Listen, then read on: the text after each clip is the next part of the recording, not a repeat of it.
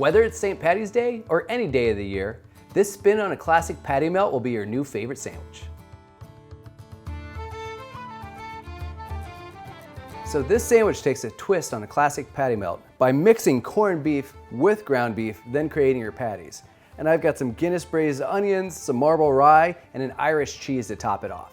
Take the corned beef and we're gonna cut it into cubes.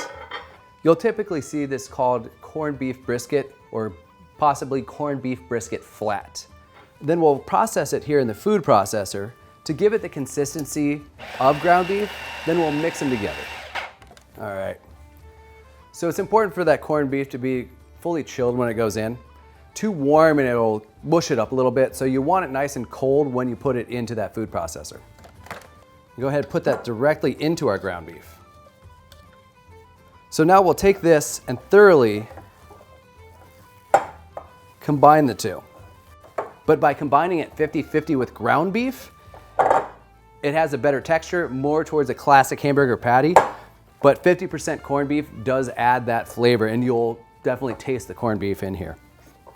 Now I'm gonna get this chilled so that it's nice and cold when I go to form my patties and cook them, and then we'll start working on our onions. First thing I'll do is get the heat turned to a medium high and add a tablespoon of butter.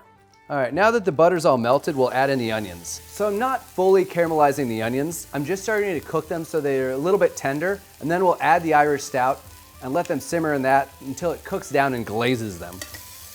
All right, so we can see that these onions have kind of got a syrupy glaze from that stout on them. They've gotten nice and soft.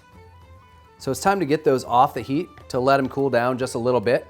And I'll go ahead and move my cast iron onto there because that's what I'll be cooking my sandwiches on. So because corned beef is in a brine or a cure, it takes on quite a bit of salt. So I don't salt these in this recipe. The other tip I have with doing a patty melt is know the shape of your bread ahead of time. So this is a little more oval shape. So when I make my patties, I will make them a little more oval than just straight round, because that means that you'll have a little bit of that burger in every bite. And they will shrink up a little bit, so I suggest going a little bit bigger than the size of your bread.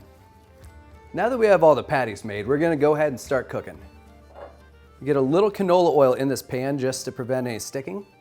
And I'll get 2 patties in.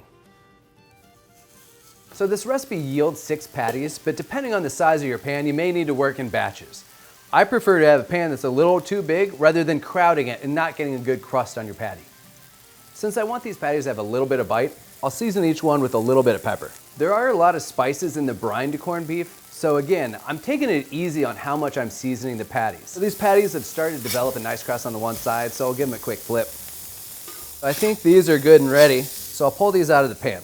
But we're gonna put them back on when we melt the cheese and toast the bread. So I'm gonna take a paper towel and some tongs and wipe some of this excess oil and debris that might be left behind from cooking these. The other thing I'll do is I'll reduce the heat just a little bit because we wanna gently toast the bread. And we're gonna butter the exterior of each slice. You want good coverage because that's really what's gonna cause your bread to toast. Now one side, I'm just gonna put Dijon on. So now on the opposite piece of bread, we'll put the slices of cheese. So this is a Kerrygold Irish cheddar. Now we'll go into the skillet with the slices of bread. Now you want the buttered side down. That's where we're gonna be toasting it. So we'll move it like this to make sure we have enough room. And again, you're probably gonna have to work in batches. I'm gonna top the Dijon side with some of these onions. And now while this is cooking, I'll just go ahead and put these patties right onto this onion side. The reason I'm putting it on this side is you don't want to try and flip those onions onto your patty. You'll probably make a big mess. So you just let that cheese melt and then flip the cheesy side onto the patty. So now let's slice into one of these.